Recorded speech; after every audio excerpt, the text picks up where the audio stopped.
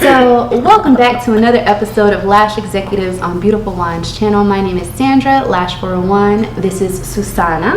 Hi, my name is Susana Dorava. I'm owner of Chuchi Lash Studio and Chuchi Lash Academy. Opening, we start with trainings. What state are you in? What day? State. Oh, we're in Wisconsin. Ooh, okay. Yes. All right. So, welcome back, like we said. So, we're going to be talking to you about different business topics and branding items that may help you with your business as a lash artist. Eres perfecta mujer, de la cabeza a los pies, tú pasas de mi nivel. Okay, so one of the first things that we're going to talk about, and it's super important, is choosing a name for your business because that's what people are going to call you, right? So, Chuchi, Yes. how did you choose this name? So, Chuchi is my nickname. When I start doing my lashes, I see like everybody lashes by, and was not any name like actually resonate with me. So I'm like, everybody call me Chuchi, so I'm gonna put a Chuchi Lash. But I'm thinking now do a little rebranding before I grow more, because I think I want a name that people just saying it, people remind me, or something comes to their mind and feel connected. Yes. Because let's be honest, sometimes people have a little trouble saying Chuchi, or they can say Chichis. So I don't want that, even though people know me, but for the level that I want to be, I think I will rebrand. What do you recommend for new brand? So, well, I would definitely start with putting down 3 to 5 words that you would want customers, friends, anybody to think of when they say your brand's name or when they think of you. What are 3 to 5 words that they would think of? And then I would take those words and put them on a wall and walk past them every day because you want to become comfortable with them. Whatever name that you choose, it's got to be something that you're comfortable with because it's going to be on your wall. It's going to be on all of your emails. It's going to be what customers are going to be referring to you by. So it's super important that you have a name that you like and that they can pronounce. And not to say that yours can't be pronounced, because my first business name was spelled ESDEXO. And it was supposed to be my initials, which are SD, and an XO for a hug and a kiss. And I thought I was being cute, right? So the way that I spelled it, though, everybody was calling it SDEXO, eyelash extensions. And I was like, what the hell? That doesn't, no. Yeah, sometimes you come out with a name like it's And it familiar makes sense to you. but it doesn't make sense to Yeah. anybody else. So yours was your nickname and mine was just my initials Yeah. and whatnot. And so I then changed the name to Eyelash Art. I think a lot of people go through this because when you start a lash business, like you don't think like how big you can be or grow. In the beginning, we don't know anything about business. We don't have an identity yet. We don't know anything. Like we just trying to glue hair to hair. Yeah. So you just come out with a name, and suddenly when you time pass and open the eyes, and you're like, whoa, I'm fully booked. Oh my God, I'm growing stuff, and you're like, wait a second, okay, I want this now, Yeah. and that's when. And people I think it's natural. People is rebranding all the time. Absolutely. And don't be Changing the afraid to do logo. it either. You can change your mind. Yes, changing logos, getting a new name and stuff like that. So I'm really considering like do a rebranding, but I By have the to way, think about it. just an FYI, when you go to rebrand, if you are registered as an LLC I am. and you have a registered business name, so for example, if I am registered as SDXO LLC, Okay. and I had to file an amendment, so that now my EIN is attached to Eyelash Art. Okay. Yeah. Good to know. Mhm. Yes. Yes. So Yeah, that's because important. Don't forget. I'm really thinking on doing that. Thank you for the You're information. welcome. You're And you know always, what? always, Something always to remember too is that when you go to change your name, you're probably going to change your Instagram too. You might want to send a notification to your clients 2 weeks, 30 days before. Say, Yes. hey, we're changing a few things. Our new page name is going to be this. That way you don't lose people. Put it on your story as well. Let them know, because I hate it when I go to look for somebody. I'm like, where did they go? They're gone. But I realize on the Instagram sometimes you can change your name after 14 days. So maybe you just can change and then make stories maybe 2 weeks ahead of time. hey, this is gonna be the new name. This Yes. is gonna be the new name. So Yes. it's the same Instagram, but just realize that it's gonna be different name and Yes. stuff like that, so people can be They know it's get you. familiar. Yeah. Yeah, because there's a few times some new names popped up, and I was like, who the hell is this? Yeah. Delete. How do I follow you? I don't know who this is. Yeah. Yeah. Do I follow you? Yeah, exactly. So that can happen. Okay, Sandra, can you explain us a little bit like about branding? So branding is not just a logo, it's what you want to project to the client or the student.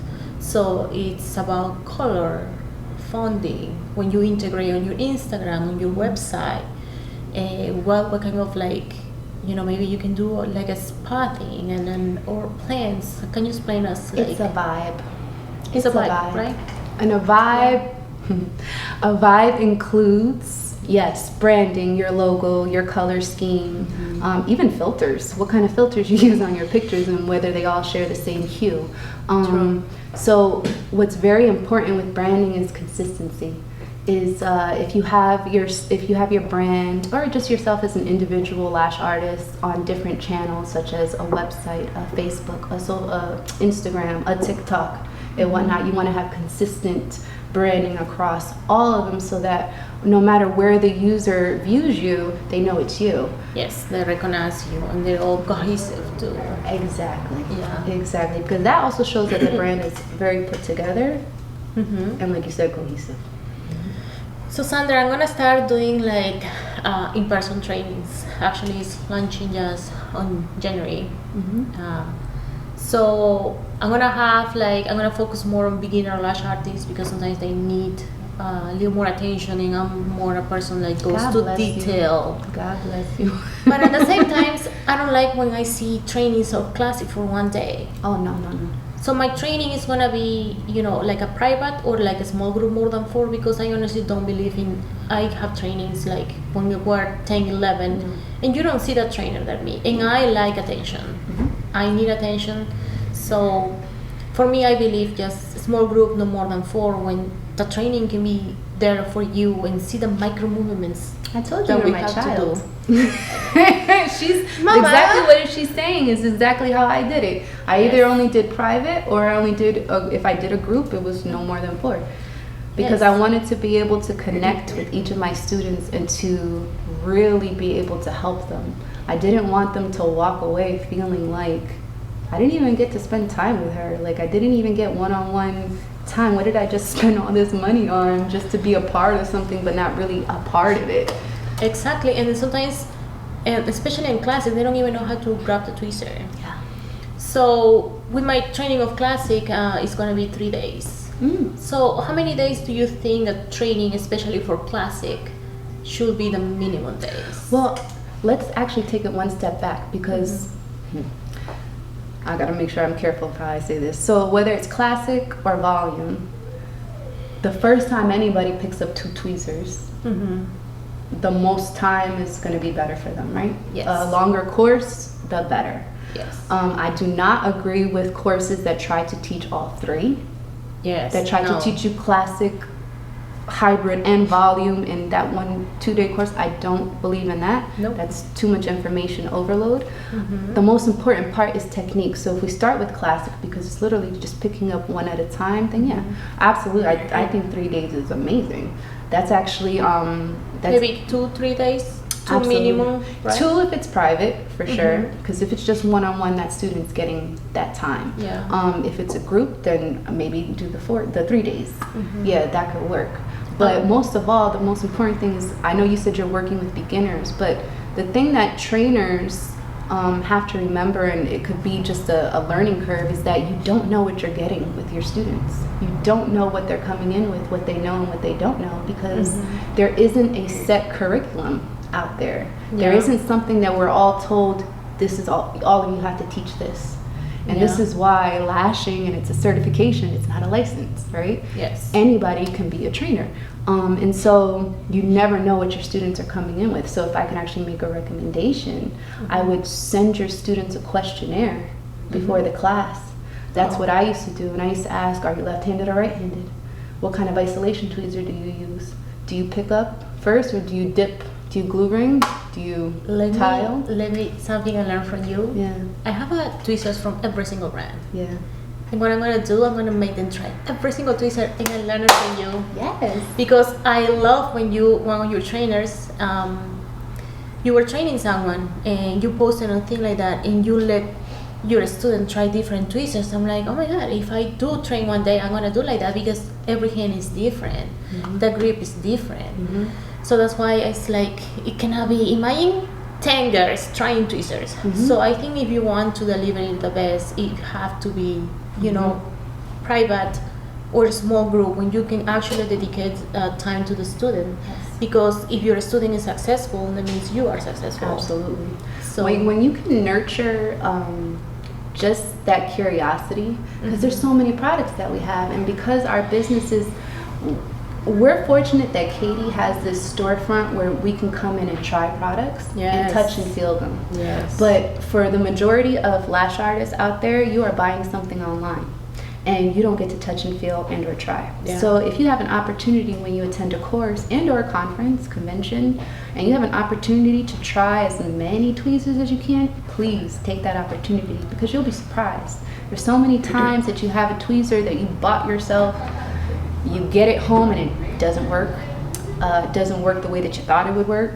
And you don't like it and you throw it away, or you put it somewhere to go collect dust. But don't throw it away, because later on, when you're 15 years later, when you're a better lash artist, you're like, oh, where this came from? Yeah, This worked it's like perfect a for brand. me. It's like Christmas. Yes. Yeah, 2 years Yeah. later, you pull it out and you're like, oh, why didn't I like this 2 years ago? Yes, because we evolve. Yes. So your hand that you have when you're beginning is not gonna be the hand that you got, you know, in 1 year, 2 years, or the speed. That's why when it's not never a perfect glue. No. It is the glue that works for you will not work for me. Humidity, temperature. This is my child. Oh my gosh. Even during the day, it goes up and down. So you have to know your product. Like I like to stick with a glue because I know how it works and how to do it for summer, winter, Yeah. especially in Wisconsin. Once you find your glue, stay there. Yes. And here's the thing, you're gonna try a lot. Don't get discouraged by that. That's just a part of the process. People are gonna recommend a lot of different glues, and they're not gonna work for you. That's gonna happen. So don't take it too hard. You know, if somebody says they said that was the best, but it didn't work. That's a reality. You just have to keep going until you find the one that's right for you. It's like your boyfriend. You try different boyfriends until you find the one. The right fit, you know? Yes. But actually, I was gonna say in the beginning, you kind of time to the money you make, you buy different lashes to you know, get the lashes that are for you. The twisters are for you, for your hand. So don't always try different brands. In the beginning, I used to buy like the trays with the mixed trays. So I try different lengths, different things, different thickness too. And I would recommend, you know, especially beginner lash artists, to never compare yourself with someone else. Because in the beginning I was like, why can't I do the sets like Sandra? When she's like, I'm like, okay, yeah, she has. And meanwhile, Sandra was like, 2 why can't I years. do the sets like such and such? So we're all comparing Exactly. ourselves. And everybody wants to be super fast in the beginning. And I realized that even expert lash artists, you know, lash artists like Sandra, like they have years here, they still taking 2-3 hours for a volume set. Like today, we got our time. We're trying to perfect the craft, and yes, it take your time. When you take your time to dedicate, and it's better to put like 20 good volume pens to just make all fast, and they're all fall off with bad retention. So yeah, I agree with that. Thank you so much for joining us on this episode, and we would just like to say, stay beautiful. Tú no eres cualquiera, tú eres la